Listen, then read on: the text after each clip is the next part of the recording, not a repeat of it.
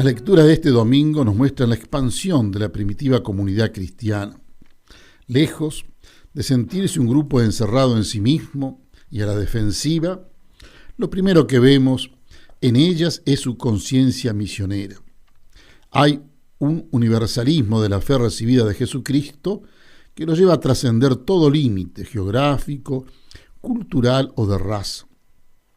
Esto lo vemos en la lectura de los Hechos, cuando se dirigen a los paganos y les dicen: los apóstoles y los presbíteros saludamos fraternalmente a los hermanos de origen pagano, que está en Antioquía, en Siria, en Cilicia. Así nació la iglesia. No era fácil este camino en una época en la que se identificaba lo religioso con la raza y lo político. La conciencia de este universalismo es su fe en Dios revelada por Jesucristo. Ella se expresa en una relación única con Dios y en el mandamiento del amor. Toda persona es mi hermano sería la primera consecuencia social de la fe. Es importante partir de estas certezas para comprender tanto el universalismo de la fe como su exigencia misionera. La fe en Dios, revelada por Jesucristo, no nos aísla, por el contrario, nos define como hijos de Dios y hermano de todos los hombres. Esto lo vemos en la oración que nos dejó Jesucristo al enseñarnos el Padre Nuestro. La conciencia de esta fe es la que llevó a las primeras comunidades a salir al encuentro de todos los hombres y culturas y proclamarles la alegría y las razones de su fe.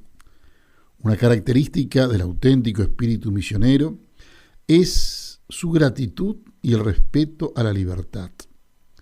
No es algo que se impone. La fe no se impone. Se propone como una verdad que busca la libre aceptación. Un elemento esencial en ella es la predicación. ¿Y cómo creer sin haber oído hablar de Él? ¿Y cómo oír hablar de Él si nadie lo predica? ¿Y quiénes predicarán si no se los envía? La fe cristiana nace de la palabra predicada. La iglesia, una iglesia fiel a esta certeza, es una iglesia necesariamente misionera. Esto es lo que nos reclama hoy Francisco. Otro elemento a tener en cuenta es la pertenencia a una comunidad. La adhesión a la fe que nace en Jesucristo se orienta a la comunión. El hombre de fe no es alguien solitario, decíamos, sino miembro de una comunidad. Esta fue la primera enseñanza y preocupación de los apóstoles respecto a la vida de los cristianos. Así lo vemos en los evangelios, como en los Hechos y la carta de los apóstoles. El encuentro con Jesucristo lleva necesariamente a vivir y a celebrar la comunión como signo de autenticidad. En esto se comprende la centralidad de la Eucaristía como signo de su autenticidad. En esto comprendemos lo que decía el concilio. La misa dominical es fuente y culmen de la vida cristiana.